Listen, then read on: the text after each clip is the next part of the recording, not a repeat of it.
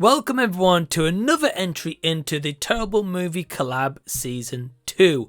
As we're kind of rounding up the series with only a few more episodes to go, today we're taking a trip back to initially in 2017 and then got like a later and wider release in 2019. And that is for a movie called The Velocipastor, which I'm actually joined today on the channel by Ryan of RWR Movie Reviews. Now, previously we saw Zombies get a 1 star out of 5. Will this film follow suit? Will it get higher or will it get lower? Well, stick around and let's talk about it.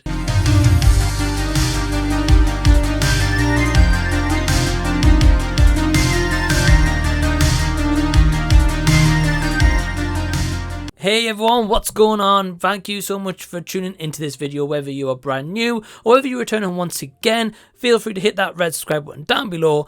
Today, as we talk about the movie The Velocipastor, directed and written by Brandon Steere and starring Brandon Steere, Gregory James Cohen and Alyssa Kempinski. After losing his parents, a priest travels to China where he inherits a mysterious ability that allows him to turn him into a dinosaur. This is a wacky movie. I've heard about this movie quite a few times but never got around to it until today. And today I'm joined by Ryan of RWR Movie Reviews. So a huge shout out to Ryan for joining me, and we're going to hear from him in just a little bit.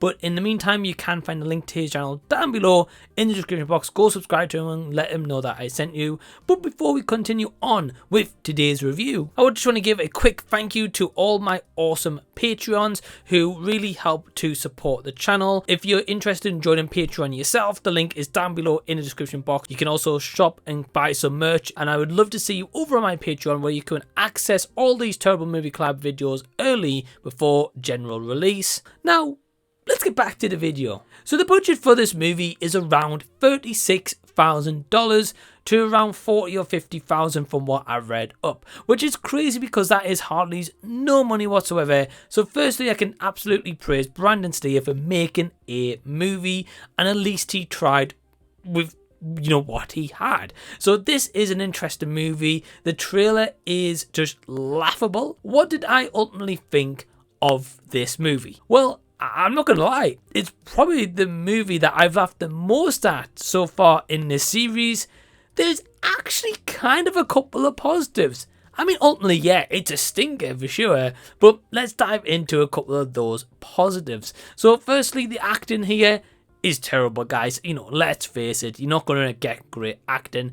But I will say this, there is so many moments of dialogue that had me absolutely kind of gut-busting laughter. And those moments were a joy to watch. There's so many stupid moments. For example, like Father Stewart, his kind of love interest is, reunited after like a flashback sequence, and she's running towards him and they're shouting for each other. She hits a landmine, and when she hits the landmine, she like splatters into like a million pieces, and of course blood lands on him.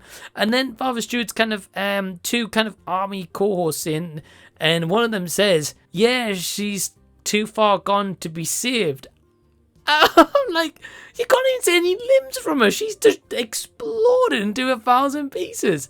It's just kind of like daft moments like that, and there's many more. Ryan's definitely going to touch on some in his portion also. One thing I can actually praise about this is with this such small budget that it actually had to the movie, they did try to do some practical effects, which I will be honest, there's a couple of practical effects that actually ain't too bad for what they're trying to achieve. There's one part where kind of like a head comes off the body, and then the body is kind of like splattering out kind of like blood, kind of like a fountain, so to say.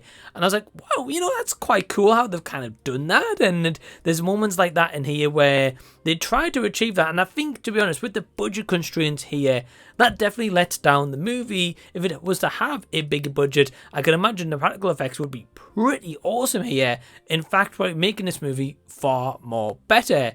And I would definitely say the highlight of this movie is Brandon Steere as Father Stewart, and Ryan will touch on this as well. Definitely probably the coolest character in here, and probably the most likable character out of the three. But I've got plenty more to say for this movie. But before I do, let's hand it over to my guest Ryan from RWR Let's see what he has to say about this movie.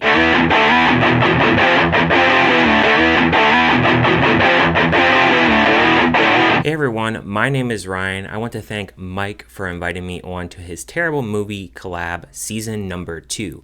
So by now you guys know that we're reviewing the Velocipastor, and this movie, going into it, I didn't know nothing about it. Now when I first clicked this on, I saw that it was released by Wild Eye Releasing, and I was like, oh boy, I'm in for a treat here with this one, because I recently watched Cocaine Shark, and that was an abysmal movie. So I was just really hoping with this one it would at least make me laugh, because with Cocaine Shark, that didn't really make me laugh. I just thought it was really stupid.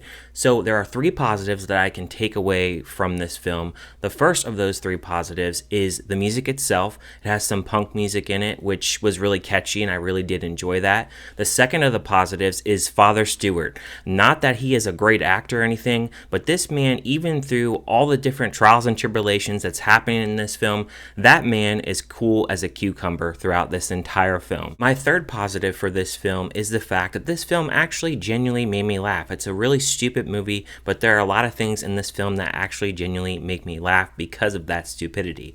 For instance, within like the first 20 minutes of this film, there's actually a pretty good amount of laughs. So the pastor, he comes out of the church and he's waving to his mom and dad, and he goes, "Mom, Dad, hey, what's up?" And then we hear an explosion, and we actually hear like fire crackling and stuff. Literally shows on the screen, written in letters, VFX, car on fire, and I was just dying laughing with that. Obviously they didn't have the budget to actually show that. The budget of this film was only $36,000. The next scene that follows that, we have Father Stewart sitting on a bench with Doug, and he says, "So your parents died, Doug. It's what parents do. They die. Here, drink some wine." And then literally they're having a little bit of a conversation, and they both zoom into both their faces, left and right of the screen, and then in the middle of the screen they're actually having the same conversation. The next scene shows Doug. He's going to China apparently, and there's these ninjas in the woods, and they're shooting people with arrows, and this woman gets shot by an arrow, and obviously she's bleeding out, and Doug goes, "Oh man, are you hurt?" "Yeah, Doug, she's hurt. She just got hit with an arrow. Of course, she's bleeding out." Little obvious lines throughout the film where characters say dialogue that is obviously just, I wouldn't say like out of place, but it's obvious that something already happened, and they're just kind of reiterating that through their dialogue. Then it cuts to this scene where that was apparently a dream, and we get to meet Carol, this prostitute. And so she's talking with Frankie Mermaid, and he gets really ticked at her, and he wants her to be making all this money and go to the park and all that. And he says, "And why do they call me Frankie Mermaid?" And she goes, "'Cause you're swimming in bitches." You have this guy named Wee Chang. He is controlling the drug trade with cocaine. And there's this one scene where he laughs uncontrollably, and it really reminded me of another film that I watched called Kung Pao, Enter the Fist. That movie came out in 2002, and some of the fight choreography and the scenes with the ninjas, it did remind me of that film. We have another scene that really did make me laugh where Father Stewart, he goes to a flashback of when he was in the war, and his girlfriend Adeline is running across the field, and he goes, "Adeline," and it shows them zooming back and forth with their excitement of seeing each other. She runs across the field, and she hits a mine, and she blows up into smithereens, and blood splattered everywhere, and the guys that are sitting behind him goes, "She's too far gone. I don't think we can do anything for her now." No, duh. The camera work is very questionable in this film. There's one scene where they're in the woods and the camera is shaking around. It just doesn't look very good. It's very obvious that it's very immature in how they filmed it. And I don't know if they told the camera guy to just go trigger happy on the zoom in button. He loves to zoom in to faces to try to capture emotions. If there's a stab wound or any kind of blood or any kind of wounds at all, he'll zoom in. The fight choreography for this film, it's definitely laughable. There's parts where these ninjas are fighting other guys, and they're not even landing their kicks like even close. There's a part where a guy's head gets ripped off. When his head gets ripped off, it looks like a mannequin head. Obviously the special effects aren't there, and also the audio in this film is very up and down. There are portions in this film where it's a lot louder, and there are other portions where the film it's a little bit softer. I will say this, it's a bad movie, but it is funny and it does have its entertaining moments. As far as a score that I would give this film, I would actually give this film a 1 out of 5. It's still a bad film, but it did make me laugh, and it is a film that definitely has a lot of things going on, and all I can really say is just go into this film. If you do watch it, just know that this film, it's bad. You're going to get some laughs. And the plot, it is kind of all over the place at certain points. But those are my thoughts on this film. Mike, back to you. Let everybody know what you thought about this film. A huge shout out to Ryan for joining me. Ryan, absolute pleasure, man, and I'm so glad that you joined me for the Terrible Movie Collab Season 2 for the first time ever. And I think we're kind of similar on this movie. We had plenty of chuckles, plenty of moments where it's just laughable dialogue or laughable moments on screen, which at least gave us some good laughs and enjoyment. And even though this movie is less than like an hour and 20 minutes, it kind of breezes by at the same time, which I found kind of refreshing for these terrible movies. So Ryan, thank you for joining. Link to his channels down below in the description box. Go check him out and go give him some love. Really great guy, awesome channel, amazing content. You're missing out if you're not checking out Ryan's channel. So let's kind of conclude what I think about the Velocipastor. So one of the greatest moments in this movie for me is the fact that the priest travels to China, and then there's multiple times after it's like, oh, it was just a dream, and then it kind of never goes back and references, yeah, it's actually in China or it's not, because they basically use this like kind of like backyard or this like woods or this like local park, or they're using something like that, right? And this local park looks like it's in America, but it's dubbed as if it's in China, and I'm just like, that's definitely not China. If you've seen like generally like any movie that is focused on China or actually shot there, you can definitely tell the scenery difference from a mile off. It was really funny, those kind of moments. And then we've got moments where Alyssa Kempensky plays Carol, who is a hooker, and that's what she does refer to herself as a job here. And all of a sudden, towards the end of the movie, she gains these kind of like martial arts kind of karate moves from out of like nowhere. And I'm like, well, where did you learn those? You didn't even reference in this movie that you can even do that. But that isn't the biggest laugh for me. The biggest laugh came from me is if you guys have ever seen the movie Spider-Man, yes, the Tobey Maguire Spider-Man movie, of course you will know about the famous scene with Spider-Man and Uncle Ben in the car when they're having that conversation, and he says, you know, with great power comes great responsibility. A line that pretty much everyone knows and is famous in just cinema history at this point, to be honest. They make a kind of spoof of that where Doug, our main guy, is in the car, his dad's in the car, and they're having like a one-to-one chat. And then they kind of spoof it, and it's the mam's in the back. And this whole time, the head of this kind of like ninja clan, this, of course, Chinese kind of like master, so to say, his protege has got like a white balaclava like over his face, so you can't really see his full face, although he reveals it several times throughout the movie. And then what actually happens is, once we see the man in the back of the car, he then pops his head up like he's been sat in the trunk the whole time, as they only reference Doug as their only son, and they never reference him, Sam, as being their other son. So he decides to be this kind of Chinese master's assistant and protege, and then there's a fight between brother and brother.